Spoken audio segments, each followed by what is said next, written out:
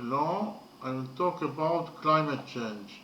Climate change is a long-term and significant change in the climate and weather on Earth as a result of natural changes or as a result of human activity. Climate change may occur both locally and globally.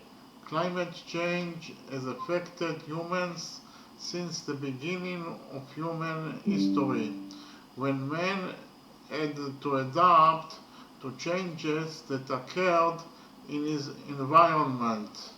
For example, the drying of the Sahara, the change from a flourishing place to a desolate place, caused the great migrations of men out of Africa in the distant past. During the Ice Age, the sea level dropped significantly, and thus men could move between the continents. The Earth was exposed to many changes in climate that caused, among other things, natural disasters such as the Little Ice Age, which occurred in Europe at the beginning of the Middle Ages.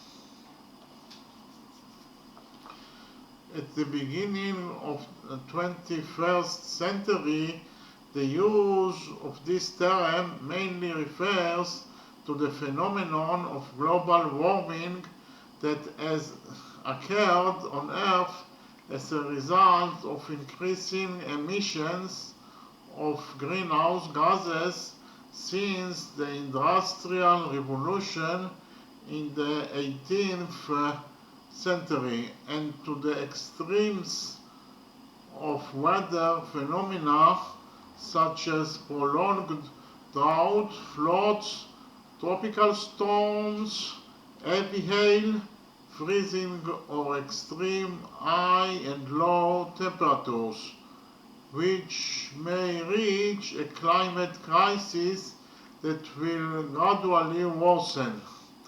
The issue of climate change entered the public consciousness mainly because, in contrast to the historical climate changes that shaped the Earth's climate in the distant past and were caused by a natural source, the current climate change is mainly caused by anthropogenic effects, that is, human activity, and especially the jump in the emission of greenhouse gases such as carbon dioxide and methane.